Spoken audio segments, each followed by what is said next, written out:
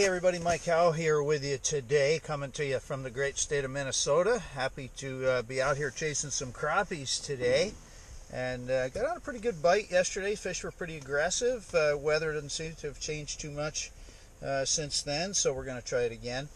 Using a red Gens drop kick by Clam Pro Tackle, and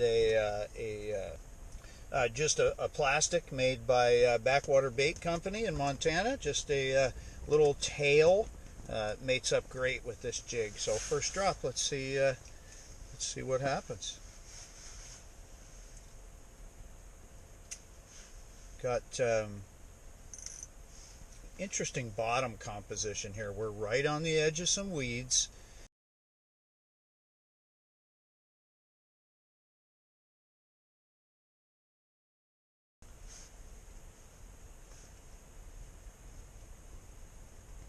Yesterday the fish were up pretty darn high. They were pretty aggressive chasing, really aggressively chasing. So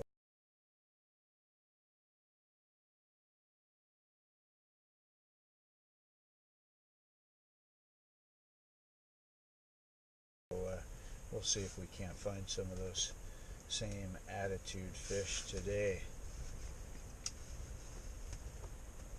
See that jig goes all the way down through the weeds there. Again, I don't think I'm right in the middle of the weeds. They're off just behind me. I have to get right down in the weeds. The fish can't see me. You know, it's funny, sometimes you get, especially when you're fishing in the weeds, 6, 7, 8 inches, 10 inches, a foot or two. You know, if you're in weeds or on the edge of a weed bed, you could be one hole right exactly where those fish can see, and you move just a small amount, and that jig is no longer in the fish's line of sight, wherever they're staging, swimming through, what have you. So, you know, you think a couple inches doesn't matter, but in the game of ice fishing, it certainly can. When you're tournament fishing, it's a game of ounces and inches. And even when you're just fishing for fun, it can be the same exact way. The biggest crappie I cleaned yesterday was about 13 and a half inches, close to 14. And it had a minnow or a chub, or I took a picture of it. I'll have to show it to you right here on the screen. And or maybe right here on the screen, or maybe right here on the screen. And I think it's a bait fish. At first it almost looked to me like an immature largemouth bass, and maybe it is. There we go. There's some activity in the weeds there. Fish coming up through. You see the flash in there.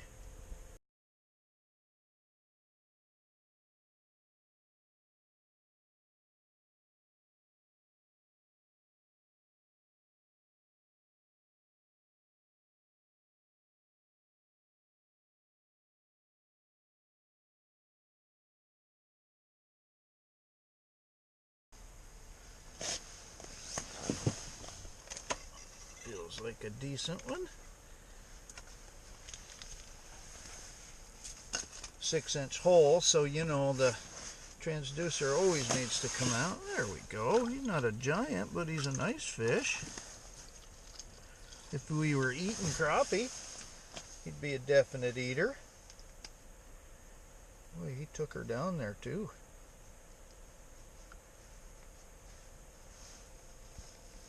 Pop that hook free. There we go. All right, well, welcome back. We got that, got a nice picture taken of that guy. So, yeah, catching crappie, ton of fun, and finding it's one of my favorite fish to eat as well.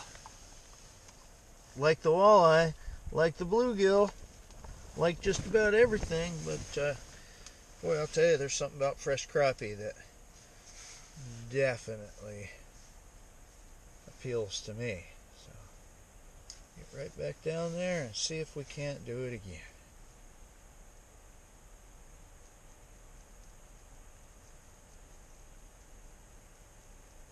We were looking at some of those more aggressive fish from yesterday, so I'm going to splice in some more here and just show you. This is one that really just came smoking in, come up a long way. They were really chasing it, so check this one out.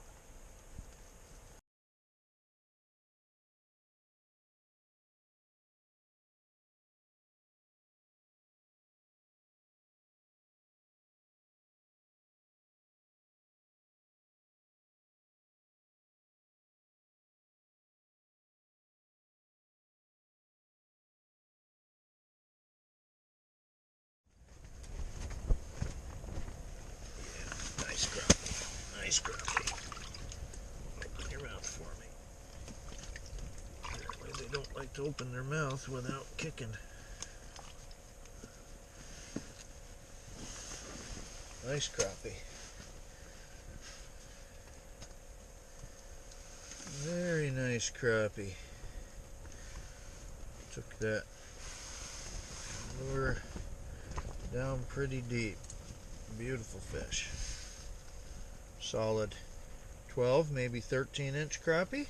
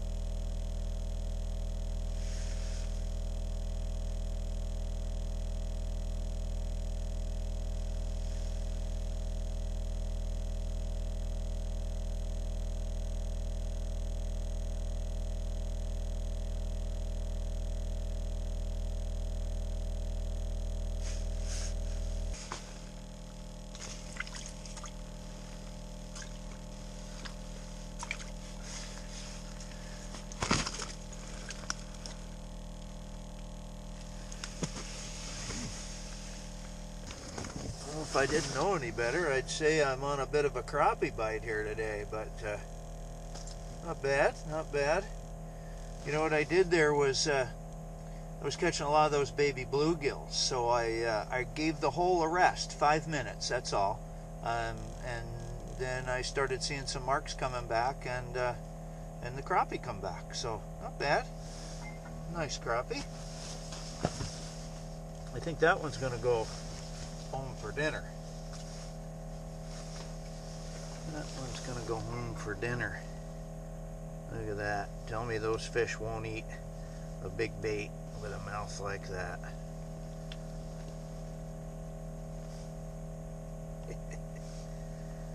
Yeah, that one's going in the pan. That one's going in the pan.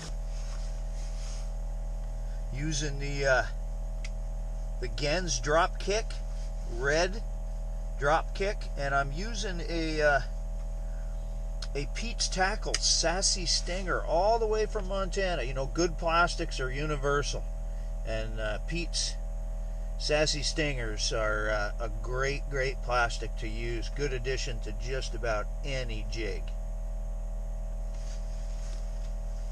Another nice one. Got some weight to it. That transducer out of there. Anyway, glad you could join me today. Hope you're having a crappy day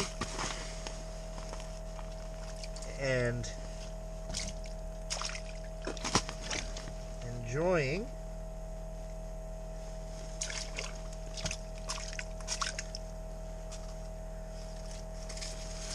the best that Mother Nature has to offer. Another nice solid crappie. That's got to be 13 and a half, maybe 14 inches. So we'll leave it at that. Mike Howe, House Fishing, out here enjoying life in Minnesota and having a crappy day. Y'all take care. See you next time. All right, back here again. Starting to see some more activity, you know, as we've called these fish to us. There we go. Oh, that's got to be a northern. I'm guessing that that last bite pulled my jig down, and it doesn't look right to them, and that's why they're investigating, but they don't want to eat it.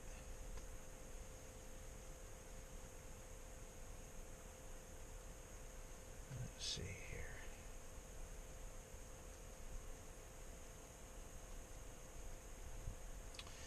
Yep, I'm going to reel it up, and we're going to see as it comes out of the hole if my theory is correct. It's spinning a little bit, but look at that. That's exactly what I'm talking about. That's pulled that jig down and pulled the plastic off of it. So you stop that from spinning and see that that is not at all the way we want it to present. So I'm going to thread that plastic back on. Again, I'm going to pull that knot down over on the eyelet so that it is hanging horizontal, or, you know, as horizontal as you can get it. But that's the natural presentation of this lure. So let's get back down there, and I bet you the first fish that comes looks at it smokes it because it looks right again. There we go. Yep, right as rain. There we go. Yep, right as rain. What do we got here?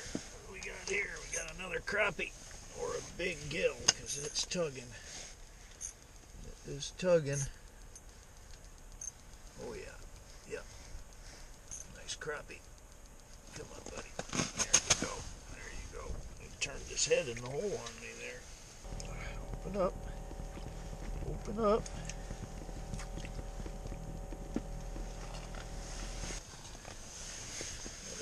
Crappie.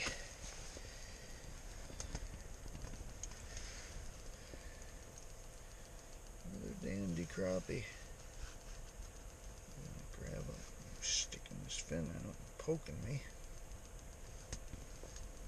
Grab him by the mouth, just push down on that jig, and out it comes. So another nice, decent crappie. Again, if we were eating fish, we'd be keeping fish, but got some last night, and we're going to let this guy go.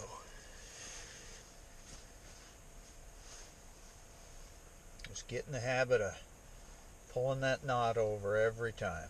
Whether it needs it or not, it's a good habit to get into. If you're using live bait and you're rebaiting, always pull that knot around, make it look right.